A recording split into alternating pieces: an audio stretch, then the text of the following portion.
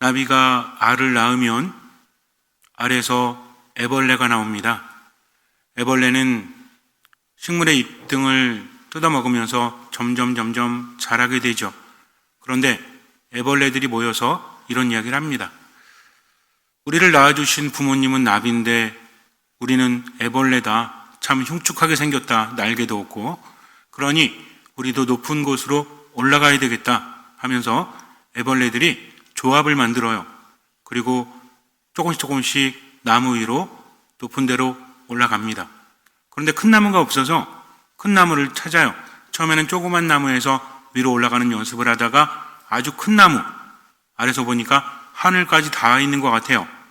이 나무를 타고 위로 올라가면 우리는 하늘에 올라갈 수 있을 거야 하면서 애벌레들은 나무 위로 올라가기 시작을 합니다. 너무나 작은 애벌레들이었기 때문에 나무가 너무나 높게 느껴졌어요. 힘듭니다. 나무를 타고 올라간다는 곳이 평지를 가는 것하고는 다르죠. 그래도 삶의 고통이 없다면 어떻게 이룰 수 있겠는가 하면서 나비가 되기 위해서 위로 올라가요. 힘에 부친 애벌레들이 땅에 떨어지기 시작을 합니다. 떨어져서 죽었어요. 남은 애벌레들도 애를 써보지만 결국 끝에 올라간 애벌레도 허무함 속으로 빠져들 수밖에 없죠. 이렇게 올라왔는데 결국 나무 끝은 하늘과 맞닿아 있지 않기 때문입니다. 이젠 할 게 없죠. 갑자기 우울합니다. 또 화가 납니다. 그렇게 몸부림치다가 떨어졌어요. 그리고 죽고 말았다는 이야기가 전해지고 있어요. 그렇다면 애벌레들은 어떻게 해야 됐을까요? 애벌레는 알지 못하죠. 애벌레로서 열심히 살다가 그 다음에 번데기가 되어야 됩니다. 번데기가 되면 그 안에서 나비가 되는 과정이 이루어지죠. 내장기관이 갖춰지고 날개가 생깁니다. 그리고 번데기가 껍데기를 벗게 되면 나비로 날아갈 수 있다는 거죠. 그런데 애벌레들은 그것을 알지 못했죠. 그래서 스스로 나무 위로 올라가지만 밑에서 볼 때는 하늘과 맞닿은 것 같지만 결코 그럴 수 없다는 것, 이것을 알지 못했다는 겁니다. 그러니 번데기로 멈춰 있어야 되는데 그들은 자기의 뜻대로 앞으로 나아갔다는 거죠. 신앙도 마찬가지죠. 하느님의 말씀을 듣고 그 말씀대로 살아갑니다. 때로는 내 생각과 다를 때가 있죠. 내가 하느님을 믿는데 왜 이렇게 삶이 힘들지? 하면서 다른 곳을 찾아 헤맵니다. 때로는 점집에 가기도 하고 때로는 무당에게 가기도 하고 때로는 그리스도교이긴 하지만 이단에 빠져들기도 하죠. 내가 바라는 것을 주는 것 같으니까. 그러나 신앙은 내가 바라는 대로 펼쳐지는 것이 아니라 하느님께서 이끄시는 대로 가야 한다는 거죠. 때로는 힘들어도 하느님의 말씀이라면 그 말씀을 듣고 움직이는 겁니다. 그래서 신앙이라는 것은 구체적으로 예수님을 만나는 거죠. 예수님은 하느님이시기 때문입니다. 그분의 말씀을 듣는 겁니다. 그 말씀을 따라서 지금을 살아가는 거죠. 내 감정대로 내 생각대로가 아니라 하느님께서 말씀해 주시는 대로 듣는 마음으로 나아가야 한다는 겁니다. 미사를 하면서 느낌이 없다고 할지라도 미사를 통해서 우리 하느님 안에 머물 수 있으니까 미사의 가치는 내가 느끼는 가치가 아니라 예수님께서 목숨을 내어 놓음으로써 새로운 계약을 맺으셨다. 그러니 미사에는 참여를 해야 되는 거죠. 그러면서 듣는 마음으로 머물 때 그 안에서 깨달음이 있고 체험이 있습니다. 하느님의 말씀을 듣고 미사 안에 머물고 말씀 안에 머물고 기도 안에 머무는 사람은 깨달음이 생겨요. 또 체험을 합니다. 그래서 다른 사람들이 보지 못하는 것을 보게 되죠. 하느님께서 알려주신 대로 세상을 바라봅니다. 자기 안에 갇혀 있는 것이 아니라 하느님의 말씀을 살다 보니까 보이는 것이 있다는 거죠. 막다른 길인지 알았는데 멀리서 보니까 막다른 길이에요. 그런데 가보니까 옆으로 길이 있죠. 이것은 가보지 않으면 알 수 없습니다. 신앙적인 체험이 이와 같다는 거죠. 저희 길이 없는 것 같은데 아니야 그래도 가라. 주님 길이 없는 것 같은데요. 아니야 그래도 가. 예 당신이 하라고 하시니 그렇게 하겠습니다. 마치 사도 베드로처럼 밤새도록 애를 써봤지만 물고기 한 마리도 잡지 못했습니다. 그러나 선생님께서 그물을 치라고 하시니 그렇게 하겠습니다. 이것은 온전한 투신은 아니었죠. 자기가 어부로서 여태까지 살아왔지만 밤새도록 물고기를 잡지 못했다는 것은 이제 더 이상 잡을 수 없다는 겁니다. 빨리 그물을 싣고 철수해서 밤에 다시 물고기를 잡는 것이 현명하고 합리적이죠. 경험상. 근데 목수 출신인 예수님이 그렇게 하라고 하니까 못마땅하죠. 내가 어부로 잔뼈가 굵었는데 왜 그렇게 말씀하시지? 그러나 예수님의 말씀이기 때문에 따를 수밖에 없죠. 그냥 억지로 따르는 겁니다. 그런데 깊은 데로 가서 그물을 쳤더니 주변도 아니고 깊은 데로 가서 평상시에도 물고기가 안 잡히는 곳이에요. 그런데 물고기가 그물이 찢어질 만큼 많이 잡힙니다. 이제는 두렵죠. 주님, 저는 죄인입니다. 저에게서 떠나주십시오. 그랬더니 예수님께서 나를 따라야 된다. 내 말을 들어야 된다. 이제 너희는 사람 낚는 어부가 될 것이다. 라고 말씀을 하십니다. 이렇게 말씀을 따르다 보면 체험이 생기고 그 체험을 통해서 넓어지는 거죠. 그래서 멈춰 있으면 안 됩니다. 구약의 하느님도 아브라함에게 모세에게 떠나라고 했죠. 그들은 확신이 없었어요. 나이가 많았기 때문에. 모세도 피해의식에 쩔어 있었죠. 왜? 원래는 이집트 왕자 출신이잖아요. 자기가 히브리 사람이라는 것을 알고 사람까지 죽이면서 히브리 사람들을 보호해 주죠. 그런데 오히려 히브리 사람들이 저자가 살인자다라고 하면서 뒤통수를 때리지 않습니까? 그래서 모든 것을 버리고 광야로 나가죠. 미디안 사람들과 함께 어울려 사는데 모세는 어땠을까요? 한번 잘못 생각해가지고 나는 히브리 백성들을 위해서 그렇게 애를 써줬는데 버림받았다는 거죠. 여기 섞이지도 못하고 저리 섞이지도 못하고 시간만 흐릅니다. 그렇게 나이가 많이 들었을 때 하느님을 만나게 되죠. 근데 하느님이 파라오한테 가라고 하십니다. 자기는 이집트에서 도망왔는데 그래서 원래는 지명수배자였죠. 살인을 저질렀기 때문에 이집트에서 모세를 잡으려고 합니다. 그런데 지금 하느님께서는 이집트로 가라고 하세요. 말이 됩니까? 말이 안 되죠. 여태까지 도망와서 숨어 있었는데 그러면 뭔가를 주시면서 가라고 하셔야죠. 그래서 모세는 소극적으로 묻죠. 당신은 누구십니까? 당신의 이름은 무엇입니까? 여기 내포되어 있는 것은 저를 보내신 당신의 권위는 무엇입니까? 저에게 뭘 주실래요? 제가 지금 두려운데 사지로 가야 됩니다. 저 가면 죽습니다. 그러니 당신의 권능을 저에게 주십시오. 그랬더니 하느님께서는 나는 스스로 존재하는 나다. 그러니 내 말을 믿고 가라 그러니까 어쩔 수 없이 가지만 자신이 없죠. 그러나 일단 가보니 어때요? 두려워하면서 갔지만 하느님께서 함께 하시면서 기적을 보여주셨다는 거죠. 그것을 통해서 모세는 믿음을 갖게 되고 결국에는 어때요? 하느님과 마주보는 사이가 되었다. 그래서 그의 얼굴은 늘 빛이 났다라고 하죠. 이런 모든 것들은 하느님의 이끄심과 그분을 따를 때 가능하다. 그래서 믿음이라는 것은 무엇을 통해서? 따르고 뭘 하면서? 체험을 하면서 그렇게 성장한다는 거죠. 자, 믿음은 체험이 중요합니다. 체험을 하면서 그 믿음이 성장하기 때문이죠. 그래서 정말 중요해요. 믿음은 따름이요. 따르면서 체험을 하게 된다. 그러니까 체험은 언제 이루어지는 거죠? 따를 때 이루어지는 거죠. 따르지 않는데 어떻게 체험할 수 있습니까? 그래서 말씀을 듣고 그것을 따라야 된다. 그래야만 체험을 할 수 있다는 거죠. 명심하세요. 다시 질문합니다.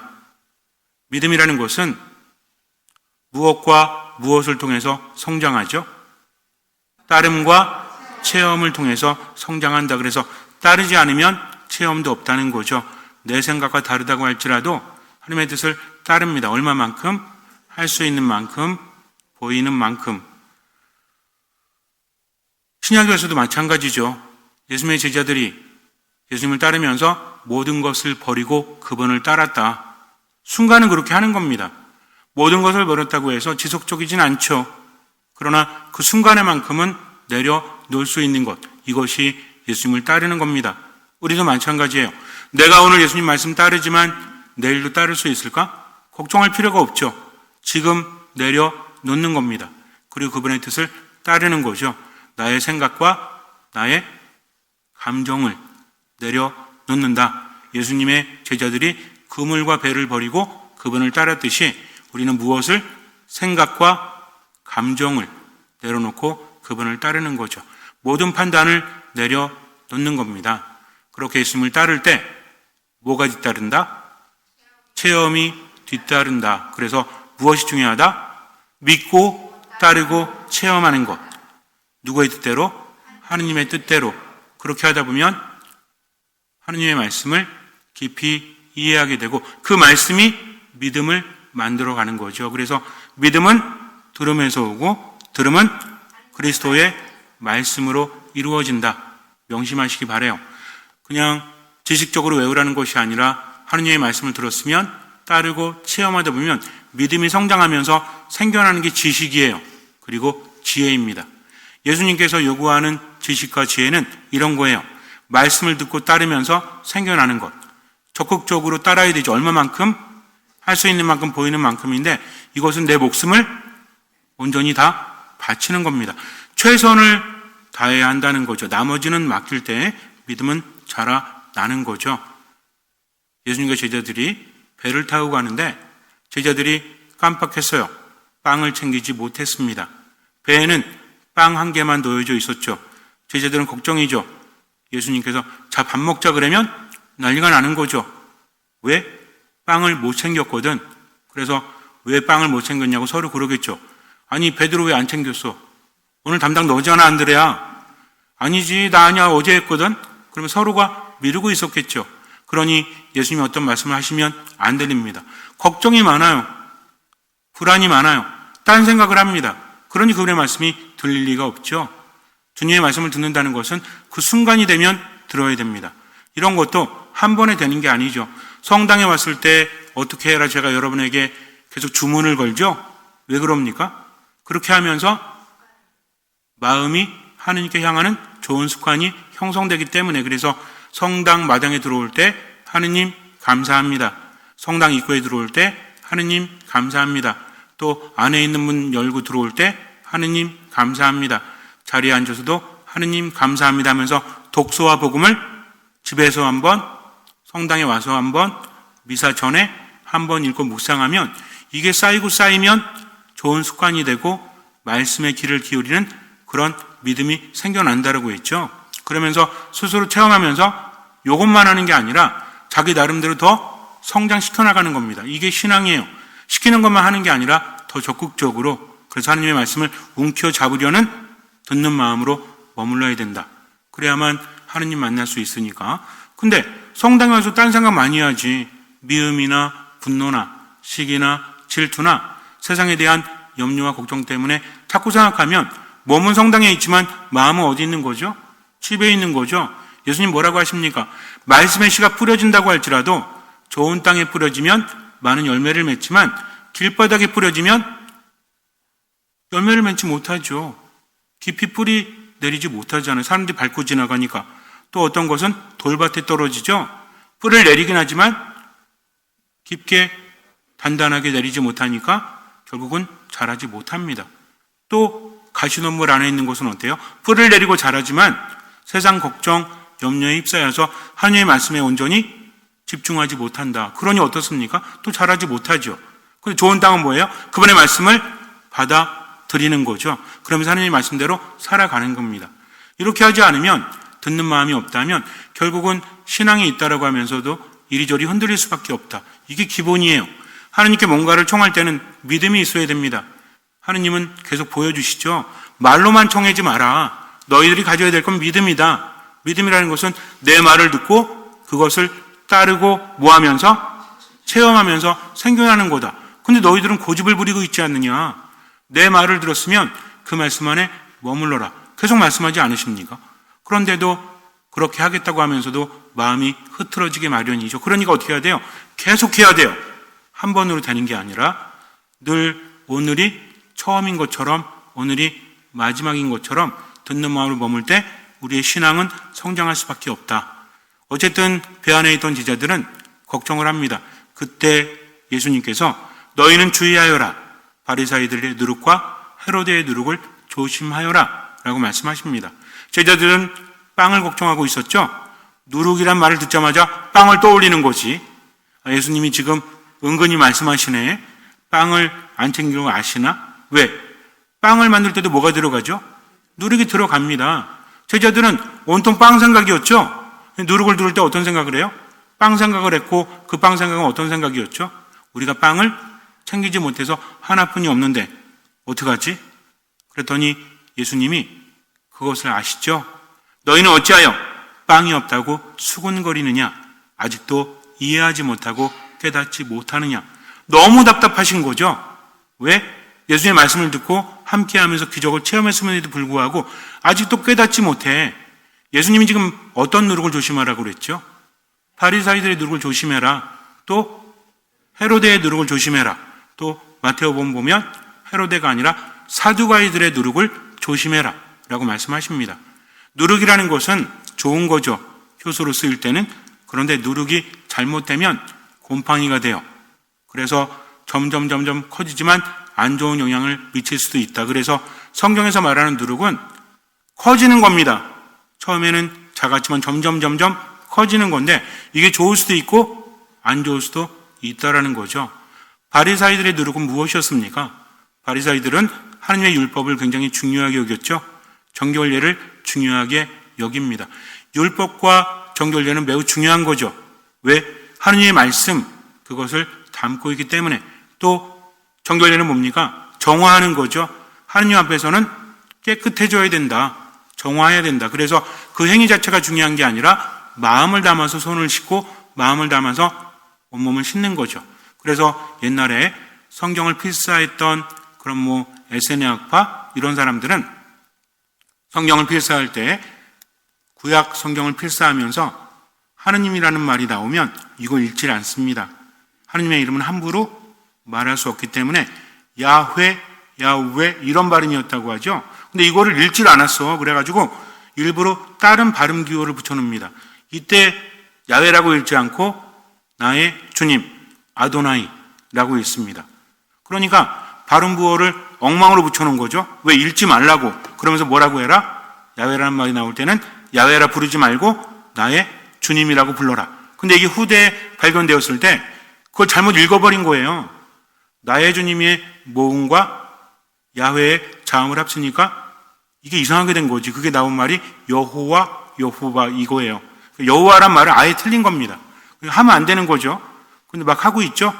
근데 야훼라는 말도 정확하진 않지만 그래도 가까운 말이다. 어쨌든지 간에 야훼라는 말이 나오면 아도나이라고 부르고 나서 어떻게 했냐면 가서 몸을 씻어요. 공동목욕탕에 있습니다. 씻고 와서 또 필사라는 거죠. 또 야훼란 말이 나오면 어때요? 또 아도나이라고 부르고 가서 몸을 씻고 와서 또 필사라는 거죠. 근데 우리가 구약 성경 읽다 보면 야훼라는 말이 많이 나올 때 있죠. 한 페이지 하면서 몇 번 목욕해야 돼? 몇 번은 목욕해야 되겠죠. 얼마나 힘듭니까? 그래도 그들은 우리 같으면 어떻게 할까요? 쓰는데 또 야훼 왜 또 나왔어? 가서 또 씻고 와야 돼? 이랬을까요? 경건하게 그 자체를 신앙으로 여겼기 때문입니다. 그러니까 그들은 귀찮아하지 않았죠. 이렇게 거룩한 작업을 한다는 자체가 대단한 것이기 때문에 야훼라는 말이 나오면 하나님 험성하면서 가서 몸을 씻고 와서 또 썼다.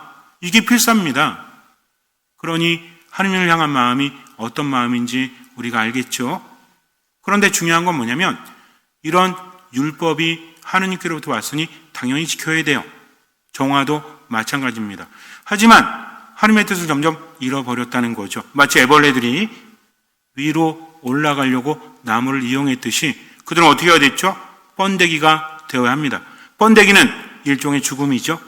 더 이상 움직이지 않고 안에서 새로운 것을 하는 겁니다. 마치 새술은 새부대에 담아야 하듯이. 그런데 그들은 자기의 뜻대로 움직였죠. 자기들이 뭘 만들었어요? 나무 위로 올라가는 법을 만들지 않습니까? 나비가 되기 위해서 나무 위로 올라가지만 결국에는 끝에 아무것도 없다. 어떻게 해야 되는 거예요? 죽어야 돼요. 나를 내려놔야 돼요. 그렇게 하지 못했다는 거죠. 바리사이들도 마찬가지였습니다. 그들은 사람들에게 자신을 드러냈죠. 나 이렇게 많이 기도해. 나 이렇게 율법을 알아. 너희는 모르지? 하면서 어떻게 합니까? 아주 교만해지죠. 하느님 앞에서도 어떻게 기도해요? 성경을 보니까 저는 여태까지 율법을 잘 지켰습니다. 11조도 잘 바쳤습니다. 하면서 자기를 드러내죠. 근데 세리는 어떻게 기도합니까? 저는 죄인입니다. 저는 잘못을 많이 했습니다. 저를 용서해 주십시오 하면서 겸손한 마음을 가졌다는 거죠. 바리사이는 자기의 것으로 생각을 합니다. 그러다 보니 어때요? 내 것이 생기면 지켜야 되겠죠? 사람들 대할 때도 마찬가지야. 난 가르쳐야 되고 너희는 따라야 돼 하면서 사람들이 율법을 지키지 못할 때 그것을 지적하죠. 심지어는 주의까지 합니다. 율법이 나쁜 게 아니죠. 율법 안에서 자기들은 잘못하면서도 교묘하게 율법을 해석하고 또 이용하면서 사람들에게는 올가미를 씌웠다는 거죠. 그러면서 결국은 어때요? 그들이 잘못했다는 것을 어디서 알 수 있죠? 하느님을 알아보지 못하죠. 하느님이신 예수님을 알아보지 못하고 그분의 말씀을 듣고 기적을 체험하면서도 오히려 예수님을 누구라고 합니까? 베엘제불의 힘을 빌려서 마귀들을 쫓아낸다라고 하면서 이제는 선을 넘어버리죠. 이겁니다. 즉 그들은 율법과 정결례를 지키면서도 하느님을 알아보지 못했다. 자기들이 커갔기 때문에 교만하기 때문입니다. 사랑이 없기 때문이라는 거죠. 또 그들은 회당을 중심으로 지방에서 활동하면서 결국 사람들에게 영향을 미쳤다는 거죠. 사람들도 어떻게 해요? 율법만 지키는 겁니다. 그러면서 안식일이 되면 일하지 말아야 된다라고 하니까 어때요? 안식일은 일하지 않는 거야. 이것만 중요한 거죠. 중요한 게 뭐죠? 하느님도 쉬셨듯이 사람들도 쉬어야 된다라는 것을 자꾸만 잊게 됩니다. 이제는 사두가이가 나오죠. 헤로데하고 사두가이는 비슷해요, 사실은. 근데 헤로데는 가르침이 없기 때문에 많은 영향을 미치지 못해요. 헤로데의 누룩과 사두가이의 누룩은 비슷합니다. 사두가이파 사람들은 성전을 중심으로 활동했던 사람들이죠.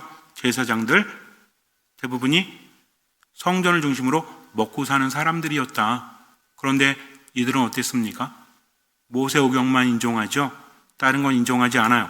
구전으로 전해지는 전통의 율법은 지키지 않습니다. 그러면서 부활이 없다라고 하면서 현세에 집중하는 거죠. 현세에 집중하니까 뭐가 중요하죠? 돈이 중요하지, 권력이 중요하지. 그러다 보니까 로마하고 협력해가지고 오히려 하나님을 섬긴다고 하면서도 영적인 것을 추구하지 않습니다. 결국 그들도 예수님을 알아보지 못하고 적대하게 되죠. 어떤 사건 이후에? 성전 정화 사건 이후에 예수님께서 성전에서 난리를 피시죠. 채찍을 만들어서 환전상을 뒤엎고 막 그러지 않습니까? 그들이 거기에서 이제 예수님을 적대시하게 됐죠. 왜 그렇습니까? 그분의 말씀이 잘못돼서? 아니죠. 그들은 성전을 통해서 이윤을 벌어들이고 있었기 때문입니다. 그러니 마음에 안 드는 거죠. 헤로데도 마찬가지죠. 헤로데도 권력을 유지하기 위해서 로마하고 딱 붙어가지고 결국은 자기 자신을 위해 살지 않습니까? 이게 그들의 누룩이라는 거죠. 사두가이들을 보면서 그들을 따르던 사람들은 어떻게 했을까요? 그래서 성전 중심으로 많이 바치고 또 그냥 모세오경만 인정하면서 살아가야 된다 하면서 현세적인 삶에 푹 빠져들었다는 거죠. 이게 누룩입니다. 이걸 조심하라는 거죠. 근데 예수님의 제자들은 어땠어요? 그걸 이해하지 못하고 그냥 빵에 대한 걱정 때문에 빵만 생각했다는 거죠. 결국 바리사이나 사두가이나 예수님의 제자들이나 똑같잖아요. 뭐가 똑같아요? 알아듣지 못하는 것은, 이해하지 못하는 것은, 예수님을 알아보지 못했다는 것은. 그래서 예수님께서는 거듭해서 말씀하십니다. 마르코복음에서 아직도 이해하지 못하고 깨닫지 못하느냐, 이해하지 못하고 깨닫지 못하느냐, 거듭 말씀하시는 거죠. 얼마나 답답하셨으면 그렇게 보아도 보지 못하고 들어도 듣지 못하느냐, 너희 마음이 그렇게도 완고하냐. 본인들은 몰라요, 마음이 완고한 거를. 이거는 각오를 단단히 하지 않으면 완고해질 수밖에 없다는 겁니다. 저는 고집이 없는데요, 고집 부리고 있으면서 고집이 없대. 고집이 있는 겁니다. 완고하지 않다고 합니다. 완고한 거죠. 그래서 예수님의 말씀을 듣고 그렇게 살아가지 않는다면 스스로 인정하지 않아도 결국 고집 부리고 있는 거죠. 예수님을 알아보지 못한 거죠. 그분을 신뢰하지 못하는 거죠. 그분의 말씀을 따르지 않는 거죠. 예수님 뭐라고 하십니까? 너희는 걱정하지 마라, 두려워하지 마라, 모든 것을 맡겨라, 내 안에 머물러라, 나 없이는 아무것도 할 할 수 없다. 근데 우리는 어떻습니까? 걱정하잖아요. 염려하잖아요. 그리고 뭐에 따라 살아요? 기분대로 살잖아요. 상황대로 살잖아요. 나는 고집 부리겠다. 그래, 떠드세요. 나는 안 듣습니다. 그럴 때 있어요, 없어요? 있잖아요. 본인은 안 한다고 하지만 결국 하지 않으면 뭐가 다릅니까? 그렇지 않아요? 성당에 나오면서도 누구 말이 더 중요해? 하느님 말씀이 더 중요해? 아니면 내 생각이 더 중요해요? 그러니까는 예수님께서 뭐라고 하시죠? 너희가 제단의 예물을 바치기 전에 화해하고 와서 제단의 예물을 바쳐라. 근데 미움을 가지고도 하느님 앞에 앉아 있잖아요. 화해하지 않고도 하느님 앞에 앉아 있잖아요. 자기만의 생각이 빠져가지고 하느님을 향해서 좋은 것으로 바뀌기보다는 자꾸만 멈춰 있는 거죠. 그러면은 바리사이나 사두가이나 다를 바가 뭐가 있어요? 그분의 말씀을 따르지 않는데 예수님 뭐라고 하십니까? 새 술은 새 부대에 담아야 한다. 즉 내 생각을 버리고 여태까지 그렇게 했다고 할지라도 하느님의 말씀이 다르다면 그것을 따르는 거죠. 이거 뭘로 할 수 있죠? 양심으로 할 수 있습니다. 이게 정말 하느님의 뜻인지 좋은 것인지를. 그래서 어떤 마음으로? 듣는 마음으로. 여러분들은 보화를 가진 겁니다. 하느님의 말씀을 듣고 그렇게 살아가는 거죠. 그러다 보면 어떤 일이 벌어져요? 기분이 나쁘기도 하고 때로는 감정이 상하기도 하고 그러지만 따르다 보니 어때요? 나는 길이요 진리요 생명이다. 진리가 너희를 자유롭게 하리라. 그렇구나. 하느님의 말씀을 따르다 보니까 자유롭네 하면서 그 다음엔 더 따르고 그러다 보니까 뭐가 주어진다? 체험이 뒤따른다. 이렇게 되는 거죠. 그래서 하느님의 말씀을 따르고 체험하고 오늘 예수님 말씀 묵상해야 됩니다. 저를 포함한 우리 모두가 정말 묵상해야 돼요. 아직도 이해하지 못하고 깨닫지 못하느냐? 너희 마음이 그렇게 완고하냐? 주님 저 잘하고 있는데요. 아니지. 아직도 묶여 있잖아. 그러니 내 말을 따라라. 예, 알겠습니다, 주님. 그러면 이제는 사랑하겠습니다. 이제는 미움이 생겼을 때 화해를 청하겠습니다. 때론 자존심이 상해도 그래도 따르겠습니다. 그리고 어떻게 살겠습니다? 기쁘게 살겠습니다. 기도하며 살겠습니다. 감사하며 살겠습니다. 언제? 언제나 끊임없이 모든 것에 하느님 때문에 그렇게 살게 하면서 웃으면서 살아가는 거죠. 그게 바로 신앙이지 않습니까? 근데 자기는 커지는 거지 계속. 나를 드러내야 되고 그러면 안 됩니다. 하느님을 알아보지 못하니까. 사실 제자들이 빵을 걱정할 필요가 없잖아요. 왜? 얼마 전에 2번이나 체험했잖아요. 수많은 사람들 남자만 5,000명 있었을 때 먹을 게 얼마큼 있었죠? 빵 5개와 물고기 2마리가 있었죠. 마태복음이나 마르코복음이나 루카복음이나 요한복음에 5,000명을 먹이신 적은 다 나오죠. 어디를 보니까 어떤 애가 갖고 있었대. 빵 5개 물고기 2마리를. 또 어디를 보니까 어때요? 제자들의 그것이 있었대. 이게 중요한 게 아닙니다. 그러니까 어떤 분들은 어떻게 해석하냐면 이거 봐라. 애가 빵 5개하고 물고기 2마리 가지고 있었으니까 어른들은 더 많이 갖고 있었겠죠. 그래서 이건 진짜 기적이 아니라 나눔이다. 복음사가는 그걸 말하고 있는 게 아닙니다. 그렇기 때문에 똑같이 5,000명을 먹이신 기적도 어디에서는 어린아이가 가지고 있었지만 어디서는 제자들이 빵 5개와 물고기 2마리를 가지고 있었다는 거죠. 그리고 여기서 중요한 게 뭐냐면 예수님께서 어떤 마음 때문에 기적을 일으키신 거죠? 가엾은 마음 때문에. 만약에 다 꽁쳐놨다면 사람들이 다 먹을 거 쟁겨놓고 이렇게 있었다면 예수님 그걸 몰랐을까요? 예수님 어떻게 그럼 가엾은 마음이 드셨을까요? 어떤 마음이 드셨다? 괘씸한 마음이 드셨다. 이렇게 될지도 모르잖아요. 그죠? 아니 다 꽁쳐놓고 나누지도 않아? 이게 아닙니다. 그래서 성경을 해석할 때는 이게 나눔의 기적이다 이러시면 안 돼요. 중요한 건 뭐냐면 성경 본문에서는 예수님이 어떤 마음을 가지셨다? 목자 없는 양들처럼 굶주리고 있는 양들처럼 그렇게 너무나 안타까우니까 가엾은 마음이 드셨다. 그래서 제자들에게 너희들이 먹을 것을 주어라. 제자들은 또 믿지 못하잖아요. 제자들이 체험은 다릅니다. 사람들은 배불리 먹은 것만 체험했지만 제자들은 어땠어요? 이게 말이 됩니까? 이 사람들 다 먹이려면 엄청나게 많은 돈이 필요하고요. 돈이 있다고 할지라도 갑자기 어떻게 삽니까, 주님? 그랬더니 너희들에게 뭐가 있느냐?